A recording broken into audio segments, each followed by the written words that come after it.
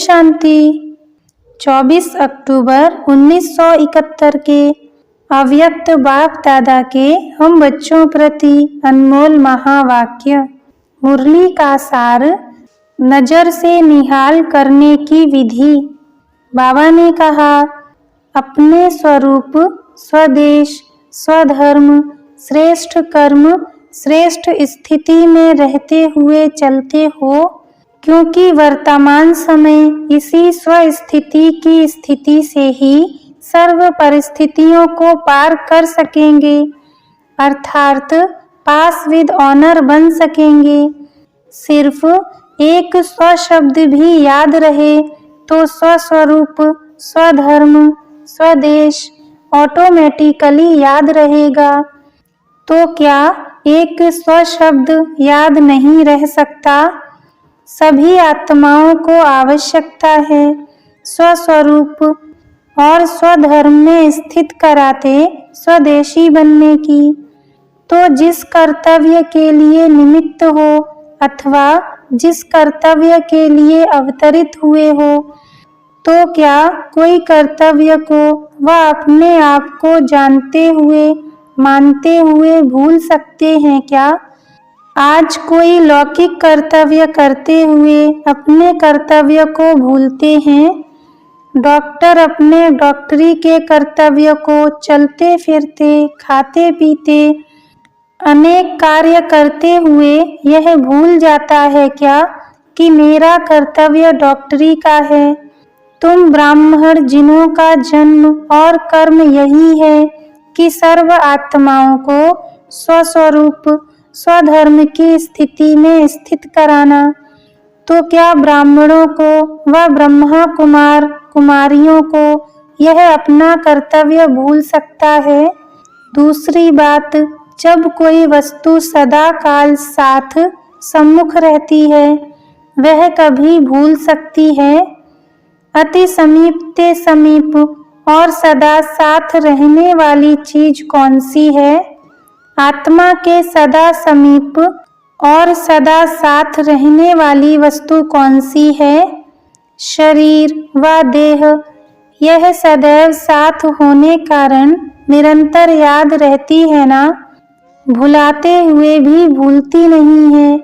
ऐसे ही अब आप श्रेष्ठ आत्माओं के सदा समीप और सदा साथ रहने वाला कौन है? बाप दादा सदा साथ, सदा सम्मुख हैं, जबकि देह जो साथ रहती है वह कभी भूलती नहीं। तो बाप इतना समीप होते हुए भी क्यों भूलता है? वर्तमान समय कंप्लेन क्या करते हो? बाप की याद भूल जाती है। बहुत जन्मों से साथ रही हुई वस्तु, देह व देह के संबंधी नहीं भूलते। तो जिससे सर्व खजानों की प्राप्ति होती है और सदा पास है, वह क्यों भूलना चाहिए? चढ़ाने वाला याद आना चाहिए व गिराने वाला। अगर ठोकर लगाने वाला भूल से भी याद आएगा तो उनको हटा देंगे ना। तो चढ़ाने वाला क्यों भूलता है? जब ब्राह्मण अपने स्वस्थिति में, स्वस्मृति में व श्रेष्ठ स्थिति में स्थित रहें तो अन्य आत्माओं को स्थित करा सकेंगे। आप सभी इस समय बाप के साथ साथ इसी कर्तव्य के लिए निमित्त हो। हर आत्मा की बहुत समय से इच्छा व आशा कौन सी रहती है?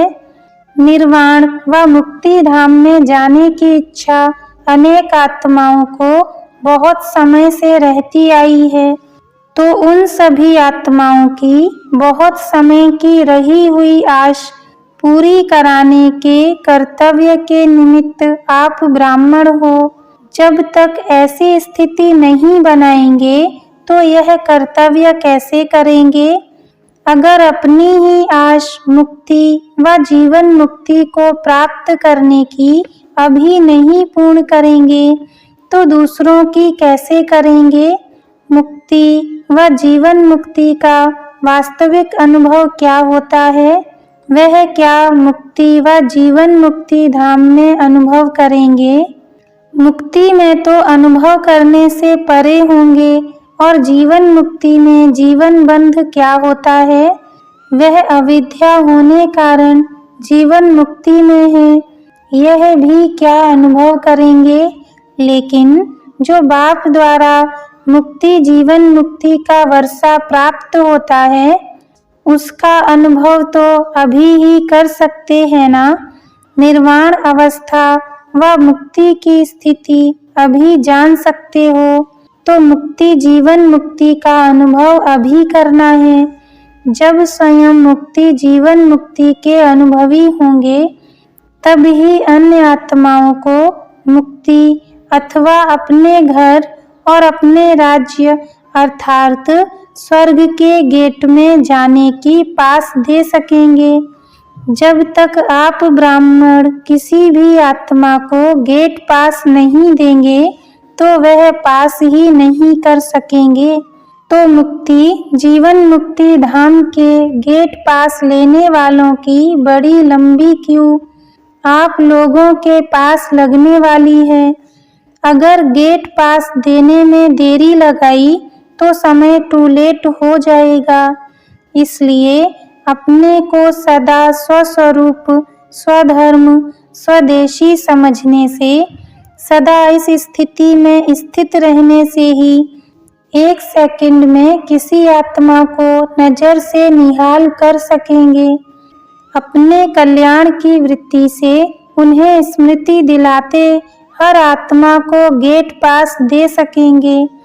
बेचारी तड़पती हुई आत्माएं आप श्रेष्ठ आत्माओं से सिर्फ एक सेकंड में अपने जन्म जन्म की आशा पूरी करने का दान मांगने आएंगी। इतनी सर्व शक्तियां जमा की हैं, जो मास्टर सर्वशक्तिवान बन एक सेकंड की विधि से उन आत्माओं को सिद्धि प्राप्त कराओ।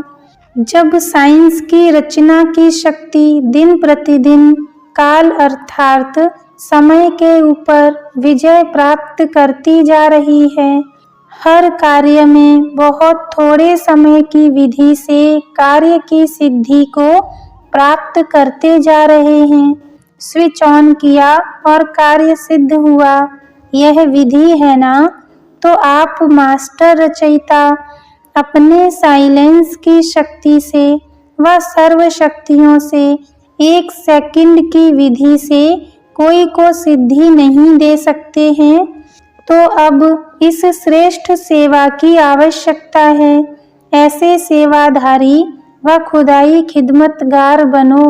नैनों की ईश्वरीय खुमारी खिदमत करे, क्योंकि आत्माएं अनेक जन्मों से अनेक प्रकार के साधन करते करते थकी हुई हैं।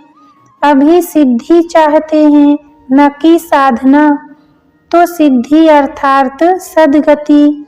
तो ऐसे तड़पती हुई थकी हुई आत्माओं व प्यासी आत्माओं की प्यास आप श्रेष्ठ आत्माओं के सिवाय कौन बुझाएंगे व सिद्धि को प्राप्त कराएंगे?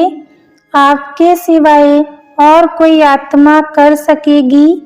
अनेक बार किया हुआ अपना श्रेष्ठ कर्तव्य याद आता है।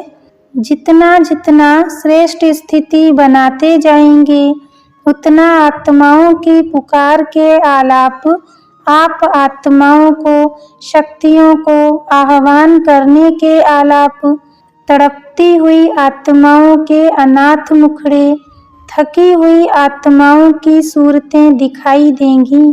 जैसे आदि स्थापना के कार्य में साकार बाप के अनुभव का एग्जाम्पल देखा। आत्माओं की सेवा के सिवाय रुक सके, सिवाय सेवा के कुछ और दिखाई देता था। ऐसे ही आत्माओं को सिद्धि प्राप्त कराने की लगन में मगन बनो। फिर यह छोटी छोटी बातें जिसमें अपना समय और जमा की हुई शक्तियां गंवाते हो, वह बच जाएंगी व जमा होती जाएंगी। जब एक सेकंड में अपनी पावरफुल वृत्ति से बेहद के आत्माओं की सर्विस कर सकते हो तो अपने हद की छोटी छोटी बातों में समय क्यों गंवाते हो। बेहद में रहो तो हद की बातें स्वतः ही खत्म हो जाएंगी। आप लोग हद की बातों में समय व्यर्थ कर और फिर बेहद में टिकने चाहते हो, लेकिन अब वह समय गया। अभी तो बेहद की सर्विस में सदा तत्पर रहो तो हद की बातें आपे ही छूट जाएंगी। जैसे अन्य आत्माओं को कहते हो कि अब भक्ति में समय बर्बाद करना गोया गुड़ियों के खेल में समय बर्बाद करना है, क्योंकि अब भक्ति काल समाप्त हो रहा है, ऐसे कहते हो ना, तो फिर आप इन हद की बातों रूपी गुड़ियों के खेल में समय क्यों बर्बाद करते हो। यह भी तो गुड़ियों का ही खेल है ना, जिससे कोई प्राप्ति नहीं, वेस्ट ऑफ टाइम और वेस्ट ऑफ एनर्जी है। तो बाप भी कहते हैं अभी इस गुड़ियों के खेल का समय समाप्त हो रहा है। जैसे आजकल के समय कोई नया फैशन निकले और फैशन के समय कोई पुराना फैशन ही करता चले तो उसको क्या कहेंगे। तो इन छोटी छोटी बातों में समय गंवाना यह पहले का पुराना फैशन है, अभी वह नहीं करना है। जैसे आप लोग भी कोई कोई को कहते हो ना कि अभी के समय प्रमाण हैंडलिंग दो, पुरानी हैंडलिंग नहीं दो। फलाने की पुरानी हैंडलिंग है, उनकी नई हैंडलिंग है, ऐसे कहते हो ना, तो अपने आप को हैंडलिंग देना यह भी पुरानी हैंडलिंग नहीं होनी चाहिए। जैसे दूसरों को पुरानी हैंडलिंग देना जचता नहीं है, तो अपने को फिर अब तक पुरानी हैंडलिंग से क्यों चलाते हो। अभी परिवर्तन दिवस मनाओ।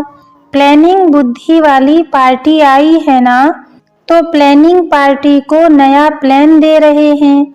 जैसे वह गवर्नमेंट भी कभी कौन सा विशेष दिन मनाती है ना, तो आप यहाँ आए हो तो अपने आप को पुरानी रीति रस्म के चलते हुए पुरुषार्थ का परिवर्तन दिवस मनाओ, लेकिन हद का नहीं, बेहद का।